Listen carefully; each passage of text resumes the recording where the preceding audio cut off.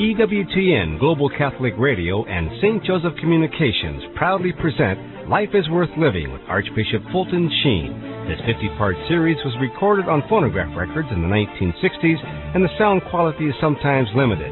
But the Word of God spoken by Archbishop Sheen is timeless. And now, here is Archbishop Fulton Sheen. Peace be to you. This is Bishop Fulton J. Sheen talking. And this will be the beginning of over 24 hours of talking. Women are accused of doing all the talking. This is to prove that men do their share. I remember some years coming back from Europe, and the steward came out on the deck of the ship, and he said, "Are you the Bishop Sheen who gave the mission sermon at St. Patrick's Cathedral 2 years ago?" "Yes." He said, "That was a wonderful sermon. I enjoyed every minute of that hour and a half."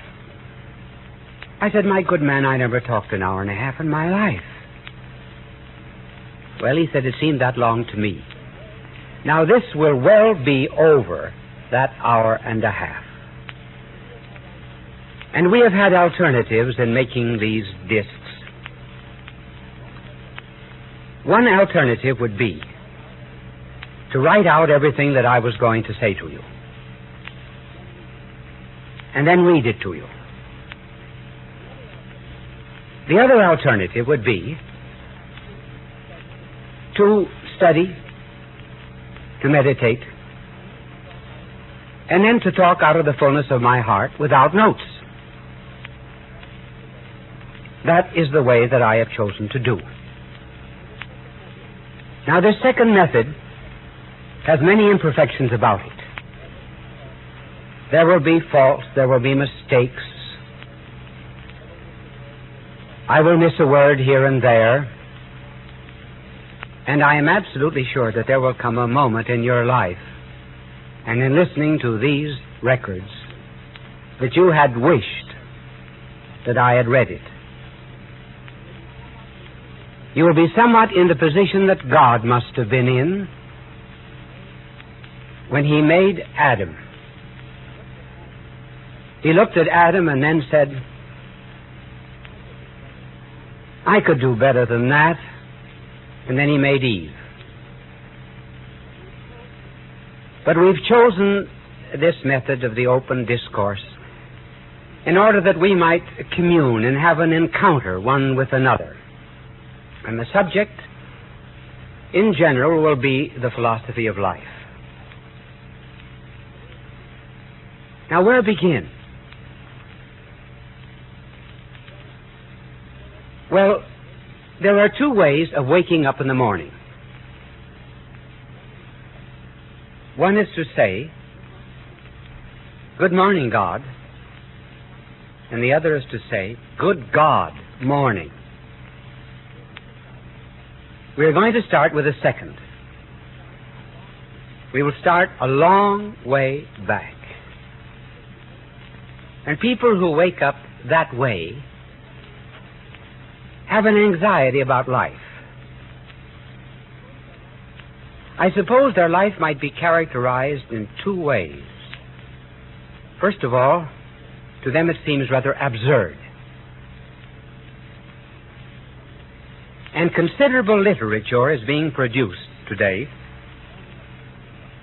on the absurdity of life. I suppose one of the best expressions of that absurdity was a novel about a city on the other side of the river. And in this particular novel, there were two factories. One factory was on one side of the river, and the other factory on the other side. And the factory on one side of the river took great big stones and smashed and grounded them to powder.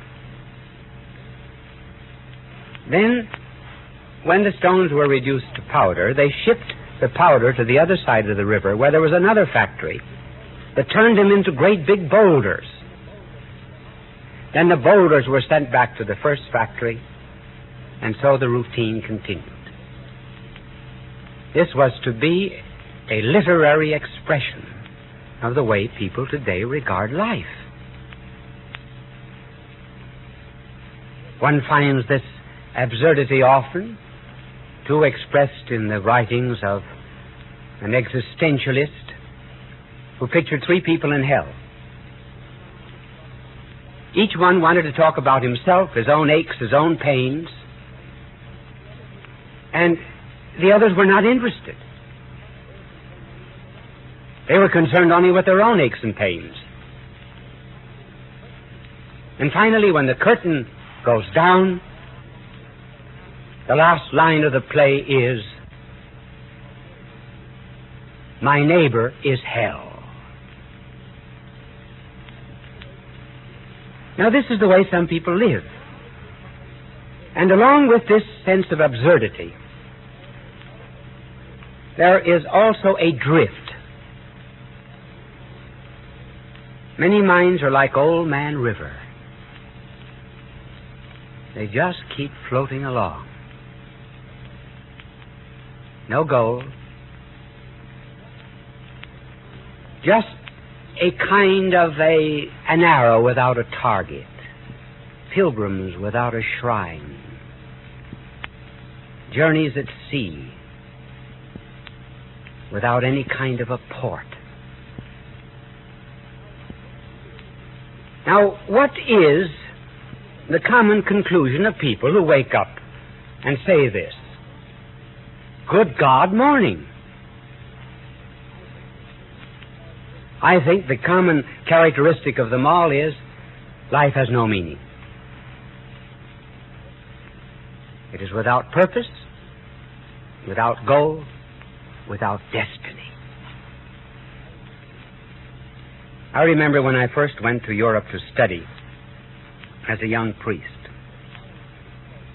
I was following courses during the summer at the Sorbonne in Paris, principally in order to learn French. And I dwelt in a boarding house that belonged to a certain woman whom we will call Madame Citron. I was there about a week.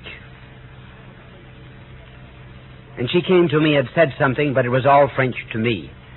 You get so angry in Paris because the dogs and the horses understand French, and you don't. Well, there were 3 women school teachers that were living in the boarding house from Boston, and I asked them to act as an interpreter, and this was the story that came out. She said that after her marriage, her husband had left her. A daughter that was born to them became a moral wreck in the streets of Paris. And then she pulled out of her pocket a small vial of poison. She said, I do not believe in God. Sometimes the thought comes to me that there is a God, and then in case there be one, I curse him. So I've decided, simply because life has no meaning and is absurd, to do away with it. I intend to take this tonight. Can you do anything for me? Well, through the interpreter, I said, I can if you're going to take that stuff. So I asked her to postpone her suicide for 9 days. I think it's the only case on record of a woman postponing a suicide for 9 days. Well, I never prayed before in my life as I prayed for that woman. And on the 9th day, the good Lord gave her great grace. Some years later, on the way to Lourdes, I stopped off at the city of Docks, where I enjoyed the hospitality of Monsieur, Madame, and Mademoiselle Citron. And I said to the village curé, are the Citrons good Catholics? Oh, he said, it's wonderful when people keep the faith all during their lives. He did not know the story. So it's possible to find one's way out of this absurdity. But now let's come to a question which interests all psychiatrists and interests all of us. What is the difference between a normal and an abnormal person?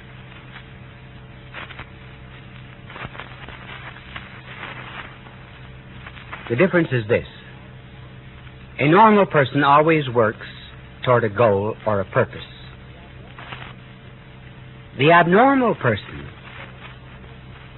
looks for escape mechanisms, excuses, rationalizations in order to avoid discovering the meaning and purpose of life. That is the difference. The normal person sets for himself a target. For example, in this life, a young man might want to be a doctor or a lawyer. But beyond that, there's something else. Suppose you ask, what do you want to do after you become a doctor? Well, I want to marry, and then raise children, and then be happy, and then make money, give money to my children, and then there comes a last, and then. The normal person knows what that and then is. The abnormal person, however, is locked up within the barrel of his own ego. He's like an egg. He's never been hatched. He refuses to submit himself to a certain amount of divine incubation in order to arrive at a different life. Now, what are some of the escapes of the abnormal person? Because that's the way he spends his time. If he wants to go, for example, from New York to Washington, he isn't concerned about Washington. He's concerned about giving excuses why he doesn't go to Washington. Now, just to mention a few of these escape mechanisms of the abnormal person. One, love of speed.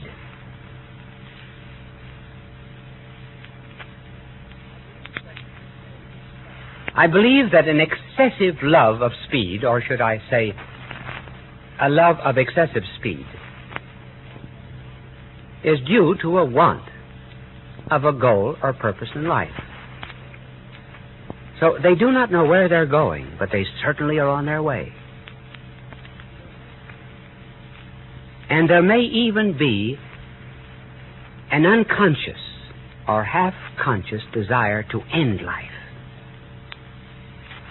because it is without purpose.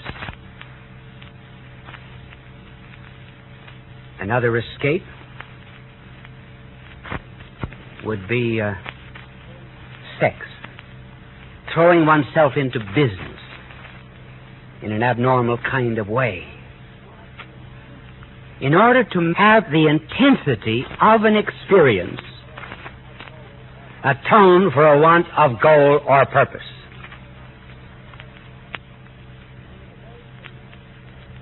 One of the very famous psychiatrists, Dr. Young, said that after 25 years of experience of dealing with mental patients, I would say that at least 1/3 of my patients had no observable clinical neurosis, but all of them were suffering from a want of the meaning and purpose of life. And not until they discover that will they ever be happy.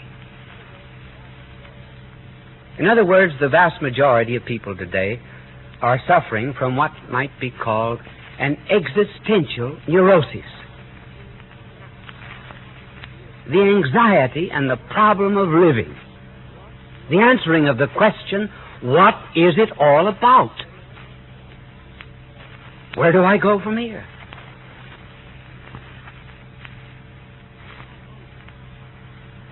Now, how find it?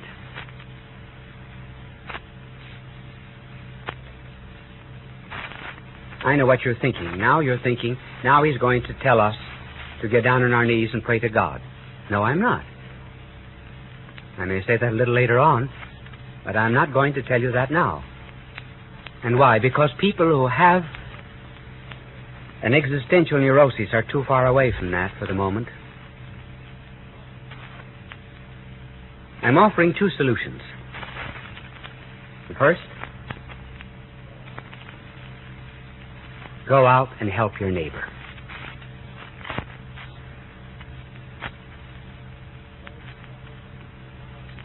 Those who suffer from an anxiety of life do so because they live only for themselves. Their mind, their heart, each has been dammed up. And all of the scum of the river of life makes of the heart and mind a kind of a garbage heap.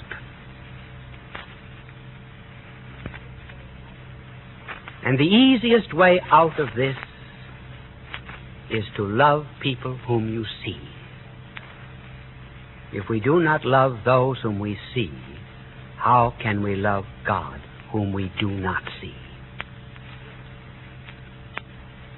Visit the sick. Be kind to the poor. Help the healing of lepers. Find your neighbor. And a neighbor is someone in need. Once you do this, you begin to break out of the shell.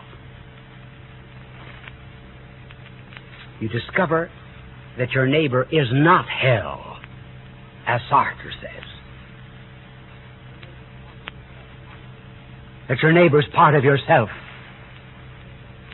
and is a creature of God.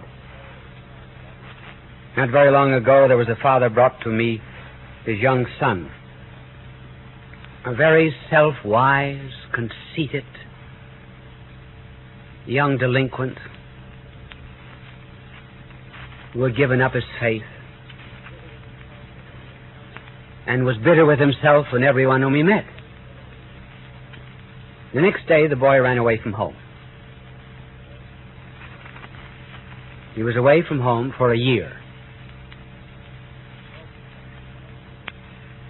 The boy came back as bad as ever, and the father brought him to me and said, "What shall I do with him?" I said, "Send him to school, but not in the United States."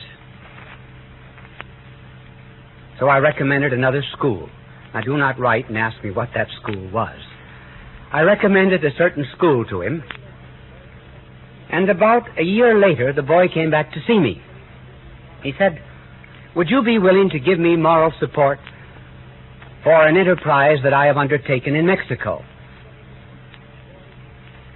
He said, "There's a group of boys in the college where I am who have built a little school, and we have gone all around the neighborhood and brought in the children to teach them catechism. We have also brought in a doctor from the United States once a year and for 1 month to take care of all of the sick people of the neighborhood." And I said, "How did you become interested in this?" Well, he said, "The boys went down there during the summer, and I thought I would go down too." And he recovered his faith and his morals and everything else in his neighbor.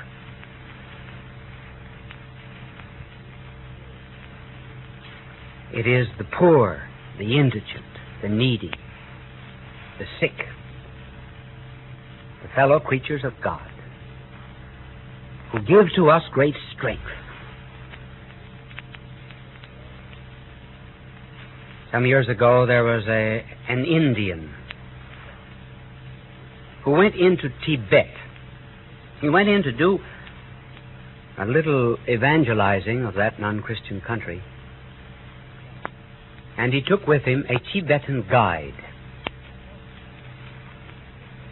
In the course of the trip, they got very cold, crossing the foothills of the Himalayas. They sat down, exhausted, almost frozen. And this Indian, whose name was Singh, said, I think I hear a man moaning down there in the abyss. And the Tibetan said, well, he said, you're almost dead yourself. You can't help him. And Singh said, yes, I will help him. So he went down, dragged the man out from the abyss the best he could, and carried him to the nearby village, and came back completely revived. Revived by that act of charity. And when he came back, he found his friend, who refused to aid the neighbor, frozen to death. So the first way to escape the anxiety of life is to find your neighbor. The second way is to leave yourself open to experiences and encounters with the divine, which will come to you from without. I say, leave yourself open. Your eye does not have light. Your ear has no sound or harmony. Food of your stomach comes from without. Your mind has been taught. Your radio pulls in unseen waves from the outside. And therefore allow this hole in your head, this hole in your heart, to receive certain impulses that come from without, that will perfect you. No matter how far away you be from what I'm talking about, they will still come. I remember once inviting a woman to see me who had just lost her 18-year-old daughter.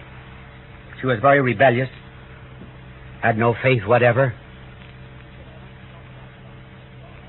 And she said, I want to talk about God. I said, all right, I will talk about him for 5 minutes, and then you talk about him or against him for 45, and then we will have a discussion. Well, I was talking about 2 minutes, and she interrupted me. She stuck her finger under my nose, and she said, listen, if God is good, why did he take my daughter? I said, in order that you might be here, learning something about the purpose and meaning of life. And that is what she learned. She found it and discovered it. So I am suggesting that you will not just reason yourself into the meaning and purpose of life. You will act yourself into the meaning and purpose of life by breaking the shell of egotism and selfishness, by cleaning the windows of the moral life and allowing the sunshine to come in. You would not be seeking God if you had not already in some way found him. You are a king in exile. You have a kingdom. We will tell you more about it later on. God love you. This has been Life is Worth Living with Archbishop Fulton Sheen. For more information about this series, contact St. Joseph Communications at 1-800-526-2151. Outside the U.S., call 818-331-3549. And please join us again next time for Life is Worth Living with Archbishop Fulton Sheen on EWTN Global Catholic Radio.